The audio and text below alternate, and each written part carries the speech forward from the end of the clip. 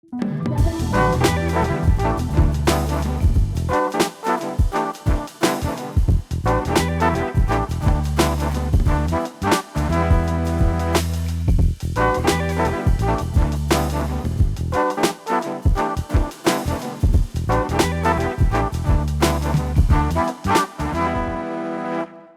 Carole Taylor. On this edition of Journal, we join the chorus of voices repudiating British Columbia's new budget. To be charitable, Premier Eby is having a terrible, horrible, no good, very bad day, to borrow from a children's book. Even before the actual numbers were released, one headline from Business in Vancouver stated, "Eby may go down as the worst fiscal manager in BC history." Another said the stunning deterioration in BC's fiscal health during Premier Eby's tenure will not soon be reversed. Vaughn Palmer, NDP's fiscal credibility shredded, and on and on. The facts are these. During Premier Eby's time, the province has gone from a $6 billion surplus to a deficit of $13.3 billion. Our debt in the three-year budget will be up 200% since 21-22. And the cost of paying interest on that debt will have gone up 220% during that time, making interest charges the fastest growing line in the budget. As we all know, money going to the banks to pay for past borrowing excesses means less money for health, seniors, or kids. As if that weren't bad enough, in a time of economic stress for many, taxes are going up on everything from basic cable and landlines to shoe repair, accounting services.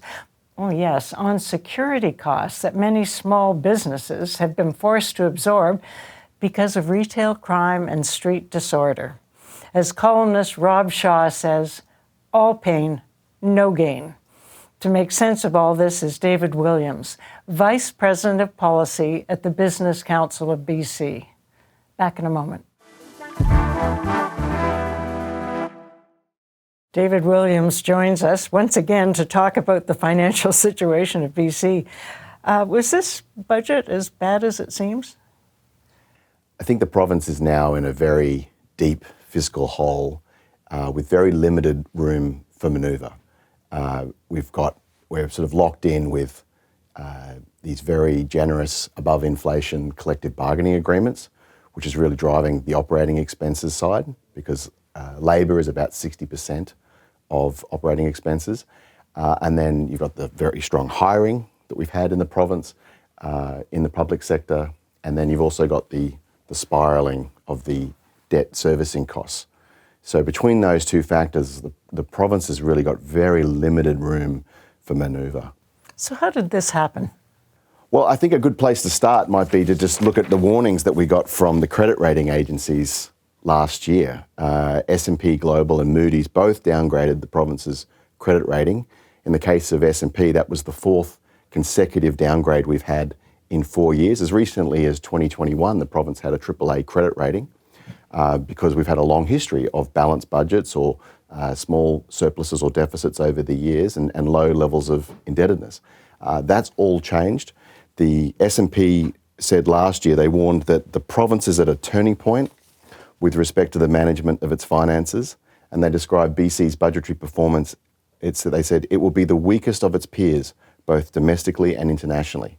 And they weren't alone, because Moody's also downgraded the province, as I mentioned, and they said that the increase in deficits and rising debt largely stems from provincial policy choices, which we view as evidence of a continued weakening in governance and fiscal and debt management from high standings. So that's what the ratings agencies were saying last year. We haven't heeded the warnings. We've got a $13.3 billion deficit this year. That is a staggering 2.9% of GDP. Now, just for your viewers, for comparison, during the COVID-19 pandemic, a once-in-a-century public health emergency, when we had 13% of the population unemployed, of the unemployment rate of 13%, we had large sections of the economy shut down. The budget deficit that year in 2020-21 was $5.6 billion, or 1.8% of GDP. So we are running our public finances right now as if we have two pandemic emergencies going on, and it's entirely unsustainable. And so we can't say there weren't warnings like the credit rating agencies, for instance, but analysts like you, economists, have been saying this for some time. People might wonder why we care so much about the rating agencies. Why does it matter what they say? I mean, who are those guys? Well, they control your ability to borrow because they determine the creditworthiness, and they recommend the creditworthiness of your bonds. So the lower the credit rating, the more expensive it is to borrow. So that just adds to your operating expenses. But it's also an external validator. It's a commentary that we're getting from people who are looking at this dispassionately. They're comparing jurisdictions around the world. We tend to get a little bit insular here and think BC is the center of our universe. But they're looking from the outside in and telling us what's going on. So I think that's why it's important to listen to the ratings agencies. The deficit, which you and I talk about often because it drives me crazy because it's so obvious what a problem it is. To bring it home to households, it means simply that you are spending more than you're bringing in revenue, your salaries, whatever. And we all know what that ends up meaning, owing the bank, and how do you get out of that? So all of these warnings and talk about deficit, and yet here we go, we're now at $13.3 billion. Is that a historic high for? That is, yeah, it's a record. A record for BC, despite all of these warnings and despite the cost. Now that interest line is the fastest growing line in the budget. It is. We're actually spending more on debt servicing costs now than we spend on social services and poverty reduction, if you can believe it. It's now the third largest ministry, effectively, in the BC government, debt servicing. And so how does this play out? Well, I think, just to come back to the ratings agencies, they'll take a look at this over the next month and render their verdict. If we get another downgrade, we will have gone from a AAA rating in 2021 to an A rating in 2026. Back in 2021, we had the fiscal strength of Zurich, Basel, or Western Australia. We will join, if we get another downgrade, Prince Edward Island and Newfoundland and Labrador. So we'll have gone from the fiscal strength of Zurich to the fiscal strength of Prince Edward Island, all in the space of 5 years. And what that means for people on the ground is the province no longer has the fiscal strength to take care of people, households and businesses if we get hit with another shock. And they happen from time to time. You get recessions. We get a pandemic. It comes out of a clear blue sky. You can never know when these things are going to happen. All you can know is that they do happen from time to time. And we no longer have the fiscal strength to take care of people as we did during COVID-19. I think that's why people should be very concerned. And I think especially seniors. I think seniors got whacked in this budget from various directions. One obvious one, the PST changes. It's affecting a lot of the basic costs that seniors have, and seniors are often on fixed income. So all of a sudden your cable costs more, your landline costs more. All these bits and pieces add up. Have you done an evaluation of how much money they hope to be taking in? Yeah, as you say, we've been saying this for years that running a fiscal trajectory like this, that it is unraveling at a breathtaking pace. It's sending a very negative signal to households and businesses that taxes will have to be significantly higher in the future to try and stabilise our situation. Well, you might call this the budget where the chickens came home to roost, because in gross terms, we saw about $5 billion of additional taxes through the expansion of the PST, which is a dreadful tax. It's an incredibly inefficient, cumbersome tax, but we're going to build on it. We're going to expand it. You've got the personal income tax increase at the lowest Now explain tax bracket. that one. So that one goes from, at the lowest tax bracket, it will go from 5.06 to 5.6. Now, if you remember, when Prime Minister Carney was elected last year, the returned Liberal government federally lowered the personal income tax bracket, the rate, the lowest federal rate. So we've had a lowering of the federal tax rate at the lowest level, and we've had an increase now in the provincial tax rate for the lowest incomes. So the federal government giveth, and the provincial government in this budget has taken it back. But what they've also done is they've frozen the indexation of tax brackets for inflation. So the way our tax system works is that the levels at which you hit different tax rates increases with inflation over time to make sure you're no worse off if you just get a pay rise that keeps you whole with inflation. Now, those tax brackets will not adjust. So as a worker gets a pay increase, just for inflation, they're no better off. You might just get 2% pay increase.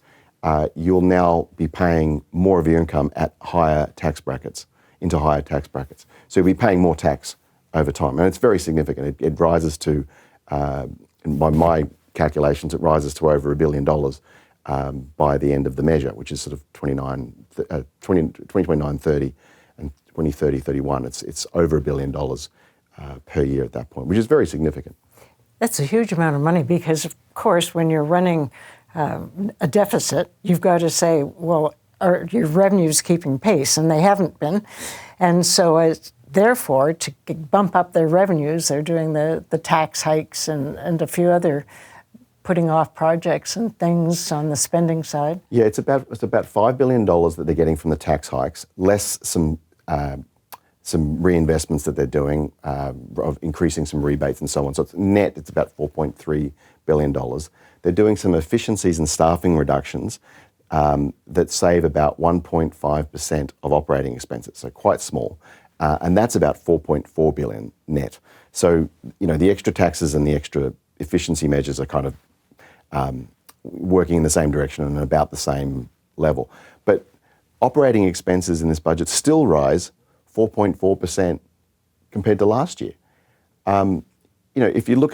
If you zoom out and look at what's happened and how we got into this mess, we have increased our operating expenses by 39% over the past 5 years, since 2021, which is double the pace of revenues, and borrowed the difference. And we're going to talk about some of the details that may affect you and your household right after this break. David, I always appreciate your calm, thoughtful analysis, and I know that on the day of the budget you spend several hours in lockup, so you're reading all the fine print. There were so many possible headlines out of this budget that I think that kind of blurs the picture and people don't realize the specific consequences. For instance, I worry about the long-term care beds because Dan Levitt was on the show not very long ago, and he said, we are in absolute crisis for long-term beds. And this was before the budget. And he said, of course the baby boomers are all aging, what a surprise, and of course they need more care. So the backup in the system were many patients who should be out of the hospital and into long-term care, they back up the hospital system, that backs up the ER. So he painted a really grim picture then. So 7 projects that were accepted to go forward around the province, long-term care beds. I mean, they say TBC, and, that's probably a euphemism for, they said repacing, whatever that means. That's a new word, yeah. That's a new word, yeah. Yeah. I think, in this budget, they did 3 things to try and stabilise the fiscal trajectory. 1, the tax hikes. 2, the modest efficiency measures, saving 1.5% of expenses. And then on the capital side, the repacing, or essentially the reduction in capital spending. They were the 3 things. I think British Columbians might be more sympathetic to some of these initiatives if they were seeing, first-class public services, first-class education, health, capital and infrastructure.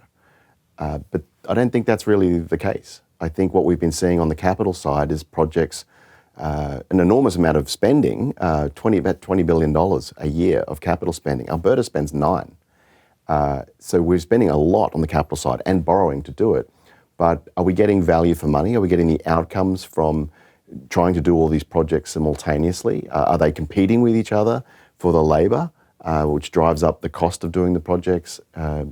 We have the benefit agreements that the NDP is using as well. Describe those. These are the commitment to use unionised contracts to do the building. So all of this is just could be inflating the cost that we're seeing.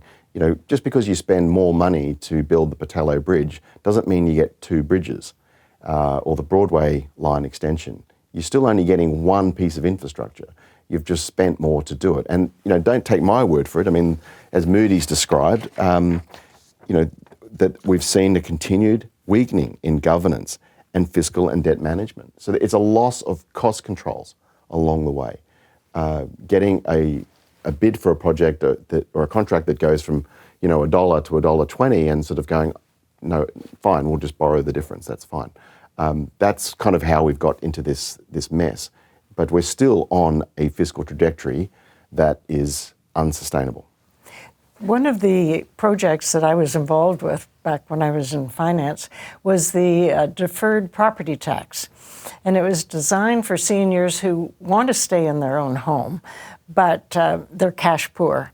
And so it's a way of not paying your tax each year, and the province keeps track and charges interest. And then when it finally is sold, that of course comes off the price and into government.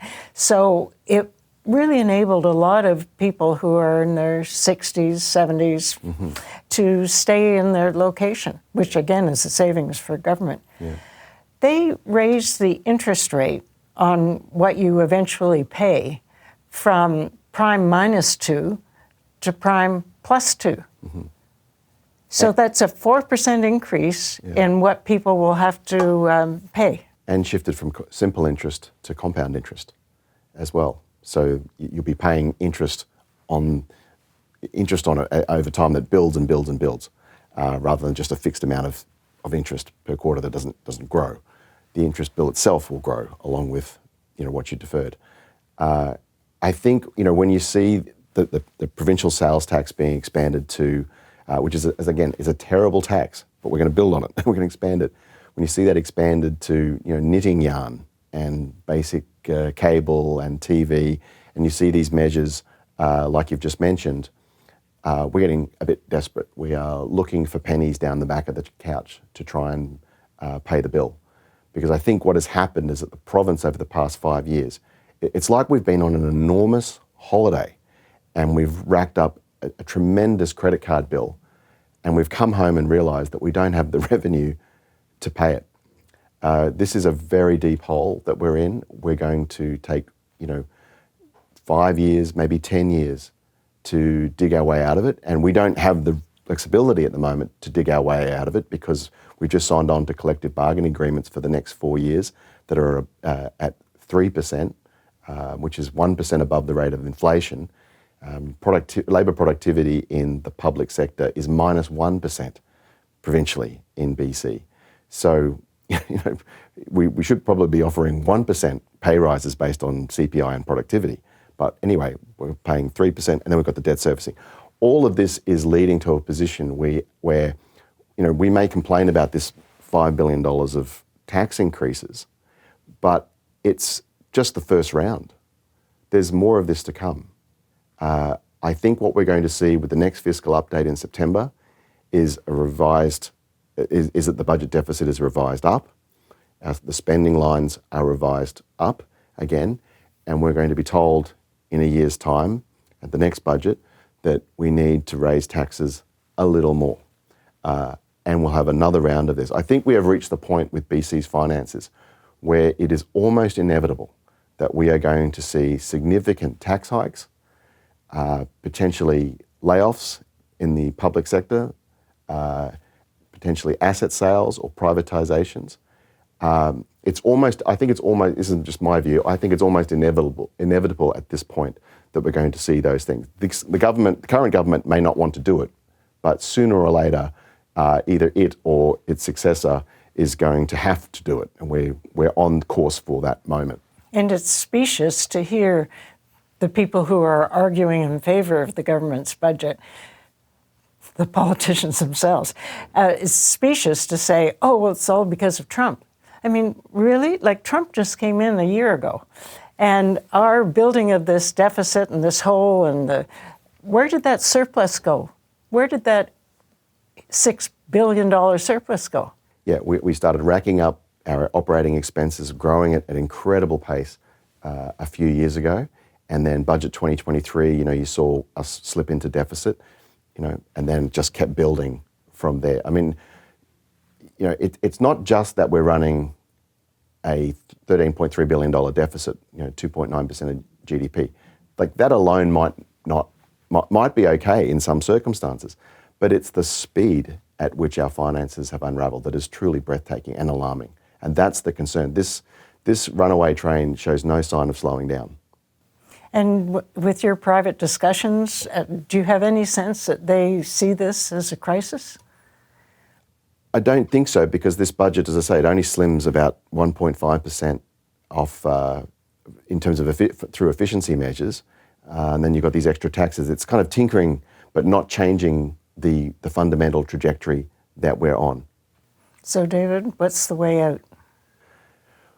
Well, we have very limited room for manoeuvre. We have just signed up to very strong growth in the wage bill for our public sector.